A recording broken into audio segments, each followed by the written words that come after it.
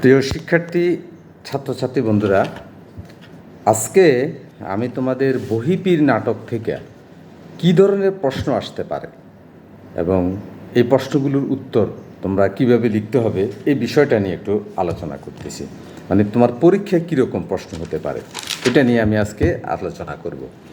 তো তোমরা তো জানো, ছোট ছোট প্রশ্ন হবে 1 নাম্বারের, তারপরে আধা নাম্বারের, 1.5 নাম্বারের, একটু বড় কিছু প্রশ্ন হবে। মূলত প্রত্যেকটা নাটক এবং উপন্যাসের ভিতরে কিছু দার্শনিক কথা থাকে, মানে মৌলিক কিছু কথা থাকে, যেই কথাগুলো দ্বারা সে পুরো সমাজটাকে একটা কথা বুঝাতে চায়, যে একটা কথা দিয়ে সে বুঝাতে চায় যে পুরো সমাজটা আর ভিতরে কি সমস্যাটা চলছে। যেমন আমরা যদি একটা গানের কথাই বলি, চোখ যে মনের কথা বলে, চোখে চোখ রাখা সে তো দায়। এই কথাটা দ্বারা কিন্তু অনেক কথা বোঝানো হয়েছে। তো ঠিক প্রত্যেকটা উপন্যাসের ভিতরে, প্রত্যেকটা নাটকের ভিতরে কতগুলো দার্শনিক কথা থাকে। এই কথাগুলোর জবাব ছাত্রছাত্রীরা ভালোভাবে দিতে পারে না। কেন দিতে পারে না? কারণ এই কথাটার মর্মার্থটা কী, মানে এই কথাটা দ্বারা সে কী বুঝাইছে এটাই সে বুঝে না। এটা যেহেতু বুঝে না, এই জন্যে ওই প্রশ্নগুলোর জবাব তারা ভালোভাবে লিখতে পারে না। যেমন বহিপীর নাটকের মধ্যে একটা কথা এরকম আছে,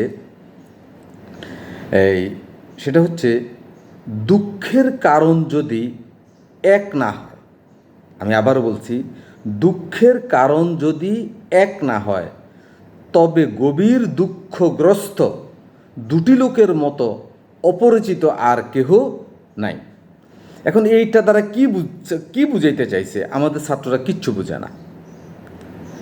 এই লাইনটা দিয়ে তোমাকে বলবে এই বাক্যটা দ্বারা তুমি কি বুঝছো বুঝিয়ে লিখো। মানে আমি আবারও কথা বলি, দুঃখের কারণ যদি এক না হয় তবে গভীর দুঃখগ্রস্ত দুটি লোকের মতো অপরিচিত আর কেহ নাই। মানে এখানে বলা হয়েছে যে পীরের মনের মধ্যেও দুঃখ, জমিদারের মনের মধ্যেও দুঃখ। পীরের মনের মধ্যে দুঃখ হচ্ছে, একই নৌকাতে পীর আছে, তার হবু স্ত্রী আছে, কিন্তু তার স্ত্রীকে সে পাচ্ছে না। এই যন্ত্রণাটা সে কাউকে বলতে পারতেছে না। অপরদিকে জমিদার সূর্যাস্তের সাথে সাথেই তার জমিদারি নিলামে যাবে। জমিদাররা সাধারণত দেখবা যে তারা আসলে কষ্টে থাকলেও তারা তাদের আভিজাত্য ধরে রাখার চেষ্টা করে, তারা বুঝাতে চায় না যে তারা কষ্টে আছে। তো সূর্যাস্তের সাথে সাথে তার জমিদারি চলে যাবে। এই যে তার জমিদারিটা চলে যাবে, জমিদারি চলে যাওয়ার সাথে সাথে সে যে দিন শেষে সে যে ভিখারির মতো হয়ে যাবে, এই কষ্টটা সে কিন্তু প্রজার কাছে বা তার আত্মীয় স্বজন যারা আছে তাদের কাছে সে বলতে পারে না। এই জন্যে এখানে কথাটা বলা হয়েছে যে দুঃখের কারণ যদি এক না হয় তবে গভীর দুঃখগ্রস্ত দুটি লোকের মতো অপরিচিত আর কেহ নাই। অর্থাৎ পীর যেরকম তার দুঃখের কথা কারোর কাছে মন খুলে বলতে পারে না, জমিদারও বলতেছে আমি চিকিৎসার জন্য যাচ্ছি, আসলে তো যে সে জমিদারি রক্ষার জন্য যাচ্ছে, টাকা হাওলাত করার জন্য, এটাও সে বলতে পারতেছে না। একদিকে পীর বলতেছে গেল গেল আমার বউ গেল, আর জমিদার বলতেছে গেল গেল আমার জমিদারি গেল। অর্থাৎ দুজনেরই দুঃখ এক, কিন্তু দুজনের দুঃখ দুই রকম হইয়া তারা যোজন যোজন দূরে অবস্থান করতেছে। ওই যে লালন বলছে না, সে আর লালন একসাথে রয় তবু লক্ষ যোজন ফাঁকরে, আমি একদিনও না দেখিলাম তারে। ঠিক পীরের মনের দুঃখ আর জমিদারের মনের দুঃখ, দুজনেরই মনে দুঃখ আছে, কিন্তু দুজনের মনের দুঃখটা লালন ফকিরের সেই গানের যোজন যোজন ফাঁক রয়েছে। পীরের দুঃখটা হচ্ছে সমাজকে নষ্ট করা, আর জমিদারের দুঃখটা হচ্ছে তার জমিদারিটাকে টিকিয়ে রাখা। এই বাক্য দ্বারা এই কথাটা বোঝানো হয়েছে। আরেকটা বাক্য তোমাদেরকে আমি বলি, যেটার ব্যাখ্যা তোমাদের কাছে চাইবে, সেটা হলো, যে মানসিক যন্ত্রণা দুদিনে শরীর ভেঙে দেয়, যে মানসিক যন্ত্রণা দুদিনের শরীরকে ভেঙে দেয়, সে মানসিক যন্ত্রণা কঠিন রোগের চেয়েও কষ্টকর, বুঝিয়ে লিখো। শিক্ষার্থী বন্ধুরা, আমাদের সমাজে তোমাকে এই বাক্যটা দিয়ে বলবে তুমি কি বুঝছো বলো। আমাদের সমাজে অনেক দুঃখ থাকে, অনেক কষ্ট থাকে, অনেক ব্যথা থাকে। মানুষের শারীরিক কষ্ট এটা দেখা যায়, কিন্তু মনের কষ্ট এটা দেখা যায় না। মানুষের মনের যে রোগ, মনের রোগ, শরীরের রোগ হাসপাতাল সারাতে পারে, মনের রোগ সারানোর মতো হাসপাতাল এই পৃথিবীর কোথাও নেই। প্রত্যেকটা মানুষের জীবনের ভেতরে এরকম কষ্ট, ব্যথা, যন্ত্রণা কিছু না কিছু একটা সে লালন করতেছে। সেটা ধনী হোক, গরিব হোক, শিক্ষিত হোক আর অশিক্ষিত হোক। এ কথাই বলছে যে যদি মানসিক যন্ত্রণাটা থাকে, সেই মানসিক যন্ত্রণাটা কঠিন রোগের চেয়েও কষ্টকর। সুতরাং এই মানসিক যন্ত্রণায় ভুগতেছে কে? বহিপীর। আর এই মানসিক যন্ত্রণায় ভুগতেছে কে? জমিদার। দুজনেই মনের যন্ত্রণায় ভুগতেছে, কিন্তু কারো কাছে প্রকাশ করতে পারতেছে না। তবে এক্ষেত্রে একটি উপায় হলো, মানুষকে মানসিক যন্ত্রণা থেকে মুক্তির একটাই পথ, সেটা হচ্ছে বই পড়া। তোমার জীবন চলার পথে হাজারো বাধা আসবে, হাজারো প্রতিবন্ধকতা আসবে, হাজারো সমস্যা আসবে, হাজারো শত্রু হবে, হাজারো মিত্র হবে, হাজারো মানুষ তোমাকে ছেড়ে দূরে চলে যাবে। তারপরেও তোমাকে দিন শেষে রক্ষা করবে তোমার জ্ঞান। তোমার ভিতরে যদি বইয়ের জ্ঞান থাকে, বইয়ের জ্ঞান তোমাকে সকল সত্য, সকল মিথ্যাকে ওভারকাম করে তোমাকে নিয়ে যাওয়ার জন্য সাহায্য করবে। এই কথাই এখানে বলা হয়েছে যে মনের যন্ত্রণা এটা শরীরটাকে ভয়ঙ্কর রোগের চেয়েও এটা মারাত্মক রোগ। এই কথাটা দ্বারা তোমরা এটাই বুঝাইবা। আরেকটা প্রশ্ন হচ্ছে, কথা এরকম আসে, সেটারও ভাব লিখতে বলে, যেন যুদ্ধক্ষেত্রে শর্ত পাল্টা শর্তের কথা নিয়ে দুই জোরদার শত্রু শিবিরের মধ্যে যাতায়াত করছি। আবারও বলি, কথাটা কঠিন। যেন যুদ্ধক্ষেত্রে শর্ত পাল্টা শর্ত, এই দুইটার মধ্য দিয়ে আমি যাতায়াত করছি। এই কথা দ্বারা তুমি কি বুঝছো? এটা প্রশ্ন আসবে। এই কথাটা মূলত হাশেম আলী বলছে। কারণ হাশেম আলী একদিকে হচ্ছে উচ্চশিক্ষিত, আরেকদিকে পীরের ভক্ত হচ্ছে তার মা। তার মা বুঝাচ্ছে তুই পীরের অভিশাপ নিচ্ছস।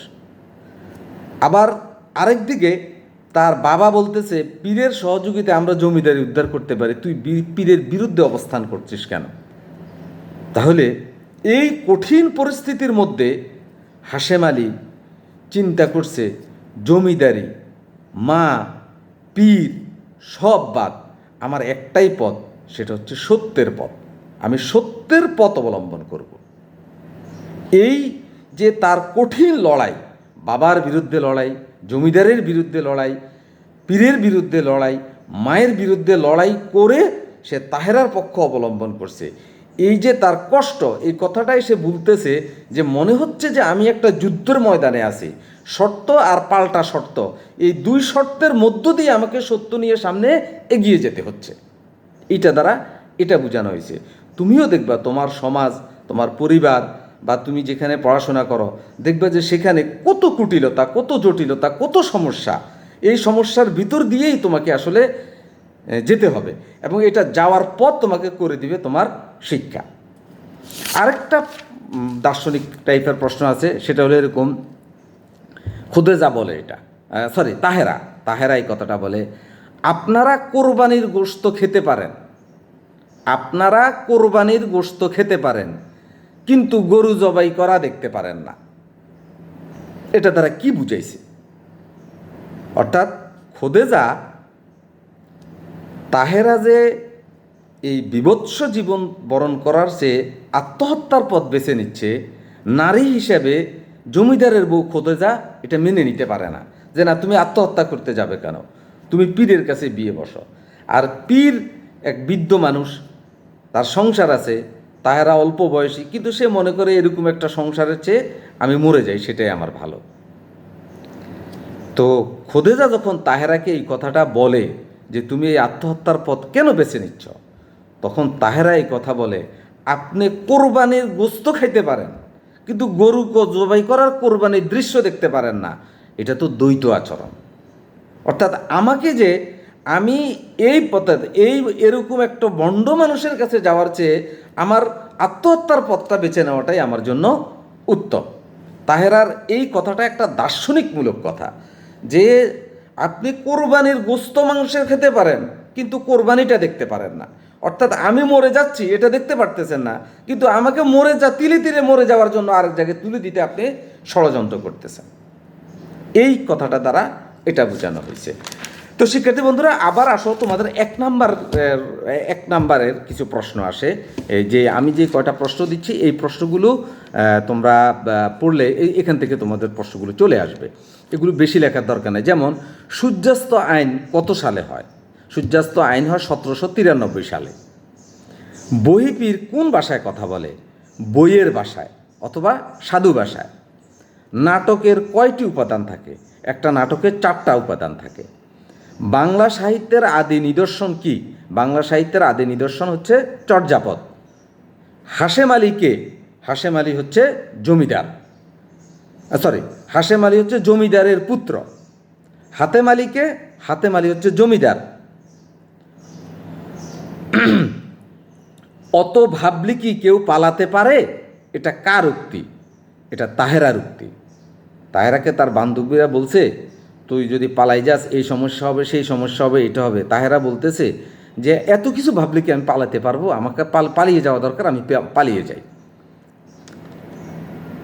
এমন মেয়ে যেন কারো পেটে না জন্মায়, এটা কার উক্তি? এটা ছিল খোদেজার উক্তি। তাহেরাকে নিয়ে খোদেজা উক্তি করছে। পড়া শেষ করে কে ছাপাখানা দিতে চেয়েছে? হাশেম আলী। বইয়ের ভাষায় কথা বলে কে? বইয়ের ভাষায় কথা বলে বহিপীর। কার জমিদারে নিলামে উঠেছে? হাতেম আলীর। এই মোটামুটি এই কয়েকটা শর্ট প্রশ্ন আমি তোমাদেরকে দিয়ে দিলাম। এই যে এখানে দেখো, এখানে দেওয়া আছে, ফটোকপি করে দেওয়া আছে, এবং আমি যা বলছি তার ব্যাখ্যা দেওয়া আছে। তোমরা কোনো কারণে ভুলে গেলে এটা বারবার দেখলে তোমরা এগুলো পেয়ে যাবে। আশা করি এর মধ্য দিয়ে তোমাদের নাটকের চ্যাপ্টারটা শেষ হচ্ছে। আগামী দিনে আমি আরও কিছু, রমজান মাস চিন্তা করলাম যে বসে থেকে লাভ কি, যদি কিছু ক্লাস নেই ছেলেমেয়েরা উপকার হয়। আমারও দায়িত্ববোধ থেকে আমার মনে হয়েছে যে আমি পরিপূর্ণভাবে তোমাদেরকে যেভাবে পড়ানোর দরকার সেভাবে পড়াতে পারি নাই। আমাকে আরও ভালো পড়ানো দরকার ছিল। সেই জন্য আমি চেষ্টা করছি আমার জায়গা থেকে একটু ক্লাসগুলোকে ফুলফিল করার জন্য। তো সবাই ভালো থেকো। আগামী ক্লাসে আমি ব্যাকরণের আরেকটা জটিল বিষয় নিয়ে আলোচনা করব। ধন্যবাদ।